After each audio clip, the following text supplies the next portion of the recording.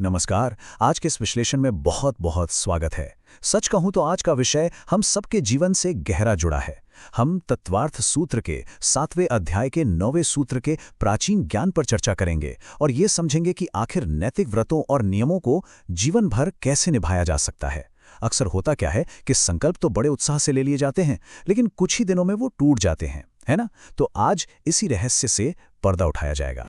अब एक बहुत ही अहम सवाल उठता है, इंसान बार बार कोई नैतिक नियम या संकल्प बनाता क्यों है और फिर इतनी जल्दी उसे तोड़ क्यों देता है। मतलब नए साल के संकल्प हों या कोई धार्मिक व्रत, अक्सर वो बीच में ही दम तोड़ देते हैं। आखिर इस नाकामी के पीछे का असली कारण क्या है, चलिए इसे गहराई से समझते हैं। तो इस चर्चा में हम इन मुख्य बिंदुओं पर बात करेंगे। सबसे पहले व्रतों का मूल आधार, फिर अज्ञानता और उसके खतरे, उसके बाद 5 पापों का असली स्वरूप, फिर एक बहुत ही रोचक ब्राह्मण पुत्री की कथा और अंत में मोक्ष मार्ग का संदेश। तो चलिए बिना किसी देरी के शुरू करते हैं। आइए हमारे पहले विषय से शुरुआत करते हैं, व्रतों का मूल आधार। देखिए, व्रत या संकल्प अक्सर इसलिए टूट जाते हैं क्योंकि उन्हें लेने वाले को उनके टूटने के असली परिणामों का अंदाजा ही नहीं होता। इसे ऐसे समझते हैं, अक्सर लोग सिर्फ किसी क्षणिक भावना में बहकर या किसी के कहने पर जोश जोश में नियम ले लेते हैं। अब भावनाएं तो समय के साथ बदलती रहती हैं ना, और इसीलिए नियम भी टूट जाते हैं। लेकिन इसके उलट जब कोई इंसान किसी पाप के भयंकर और कष्टदायक परिणामों पर बहुत गहराई से सोच विचार करके कोई नियम लेता है, तो वो नियम सिर्फ एक नियम नहीं रहता, वो एक अटूट विश्वास बन जाता है। आगे बढ़ते हैं हमारे दूसरे बिंदु की तरफ, अज्ञानता और उसके खतरे। जीवन में बिना सोचे समझे आगे बढ़ना और आध्यात्मिक खतरों को ना पहचानना कितना विनाशकारी हो सकता है, इसे एक बहुत ही सटीक उदाहरण से समझा जा सकता है। सोचिए, एक छोटा बच्चा है जो अनजाने में आग की लौ के साथ खेल रहा है। जब तक उसकी उंगली नहीं जलती, उसे उस दर्द और खतरे का एहसास नहीं होता। बिल्कुल वैसा ही हाल इंसानों का भी है। अक्सर लोग बड़ी लापरवाही से पापपूर्ण कामों में लगे रहते हैं, और जब तक उन पापों का कड़वा फल जीवन में भारी दुख बनकर सामने नहीं आता, तब तक वो अज्ञानता की नींद में ही सोते रहते हैं। जरा इस बात पर गौर कीजिए, जब हम पहाड़ी रास्तों पर सफर करते हैं तो वहां अंधा मोड़ या सावधानी हटी दुर्घटना घटी के बोर्ड लगे होते हैं। अगर कोई उन्हें नजरअंदाज करे तो क्या होगा? सीधा गहरी खाई में। अब भौतिक दुनिया की खाई में गिरने पर तो शायद कोई बचाव दल आकर इंसान को बाहर निकाल भी ले, लेकिन आध्यात्मिक चेतावनियों को अनदेखा करने पर इंसान जिस कर्मों की गहरी खाई में गिरता है ना, वहां से बचाने कोई तुरंत मदद नहीं आती। ये एकदम सच है। अब आते हैं हमारी चर्चा के तीसरे और बहुत ही अहम हिस्से पर, 5 पापों का स्वरूप। सच कहूं तो कोई भी व्रत या नियम तभी टिक सकता है जब हम जीवन से कुछ प्रमुख पापों को पूरी तरह समझकर बाहर निकाल दें। ये 5 मुख्य पाप हैं जो मुक्ति के रास्ते में सबसे बड़ी रुकावट माने गए हैं। हिंसा, झूठ, चोरी, कुशील यानी व्यभिचार और परिग्रह यानी लालच या चीजों को हद से ज्यादा इकट्ठा करना। और हाँ, ये सिर्फ कोई किताबी या धार्मिक शब्द नहीं है, ये वो वृत्तियां हैं जो सच में हमारे सारे सांसारिक और आध्यात्मिक दुखों की जड़ हैं। स्रोत सामग्री में इन पापों को समझाने के लिए बड़े ही कमाल के उदाहरण दिए गए हैं। जैसे कुशील या व्यभिचार बिल्कुल उस जंगली हाथी की तरह है जो एक बनावटी हथनी के धोखे में आकर गहरे गड्ढे में गिर जाता है और अपना जीवन दांव पर लगा देता है। और परिग्रह यानी लालच उस पक्षी की तरह है जिसे कहीं से मांस का एक टुकड़ा मिल गया हो। अब होता क्या है, बाकी सारे पक्षी सिर्फ उसी एक टुकड़े के लिए उस पर टूट पड़ते हैं। मतलब लालच असल में सिर्फ और सिर्फ चिंता और बाहरी हमलों को ही न्योता देता है। यहाँ हर एक पाप के सांसारिक और आध्यात्मिक दोनों तरह के परिणामों को बहुत ही बारीकी से समझाया गया है। देखिए, हिंसा करने से समाज में भरोसा टूटता है और कानूनी सजा मिलती है, जबकि आध्यात्मिक स्तर पर इंसान भारी कर्मों के बोझ तले दब जाता है।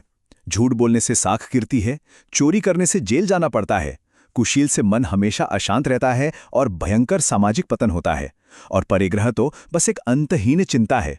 इन सब का आध्यात्मिक नतीजा बहुत ही भयंकर है, जो आत्मा को लगातार नीचे की ओर धकेलता है।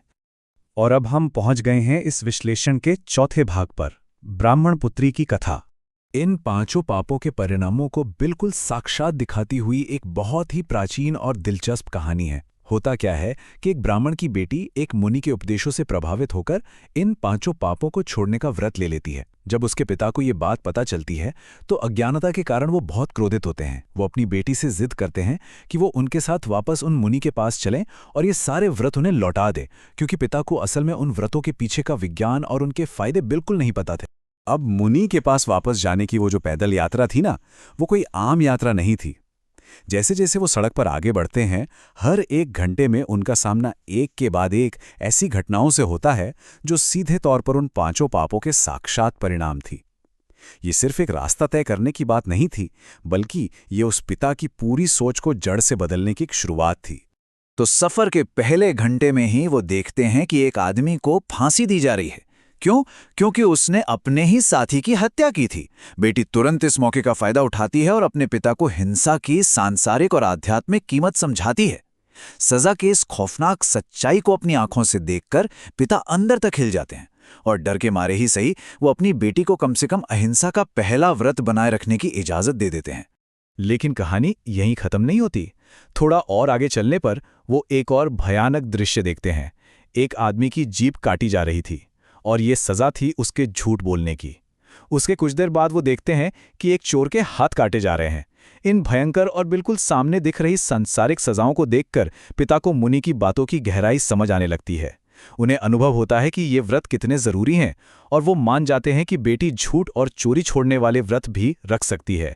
सफर के आखिरी हिस्से में पहुंचते पहुंचते उनका सामना 2 और घटनाओं से होता है। पहले वो एक ऐसे इंसान को भारी बेड़ियों में जकड़े देखते हैं जो कुशील के कारण अपने भारी सामाजिक पतन का सामना कर रहा था, और उसके ठीक बाद एक लालची आदमी को अधिकारियों द्वारा गिरफ्तार होते देखते हैं जिसने अवैध तरीके से बहुत सारी संपत्ति जमा कर रखी थी। इन आखिरी 2 घटनाओं ने तो जैसे पिता की आंखें पूरी तरह खोल दी। वो सच्चाई के आगे झुक गए और उन्होंने पूरी तरह स्वीकार कर लिया कि जीवन में इन 5 पापों को छोड़ना सच में कितना जरूरी है।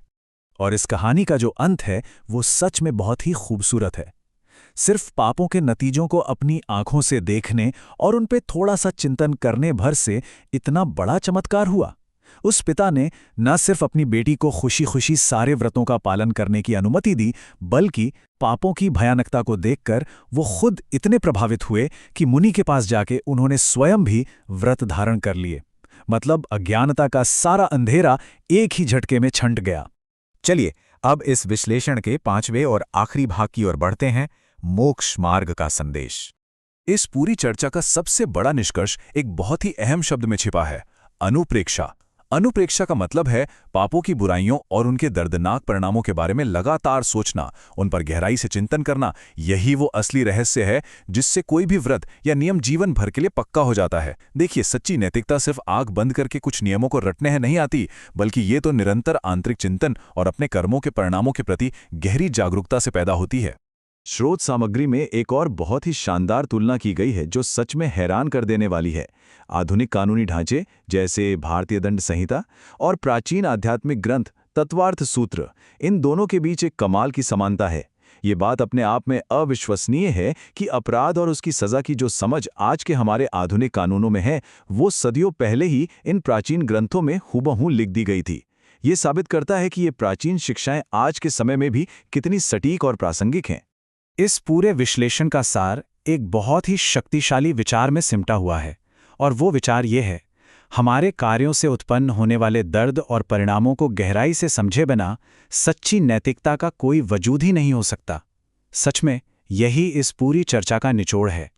जब तक हमें परिणामों की पूरी जागरूकता नहीं होगी और हम उन पर लगातार चिंतन नहीं करेंगे, तब तक कोई भी नैतिक या आध्यात्मिक जीवन खड़ा ही नहीं हो सकता।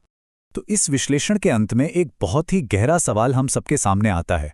क्या आध्यात्मिक प्रगति सिर्फ किताबों में पढ़ने वाला कोई सिद्धांत ही बनकर रह जाएगी, या फिर अपने कर्मों के परिणामों पर किया गया गहरा चिंतन इसे आज के हमारे जीवन की एक जीती जागती सच्चाई में बदल देगा? इस सवाल पर गंभीरता से विचार जरूर किया जाना चाहिए।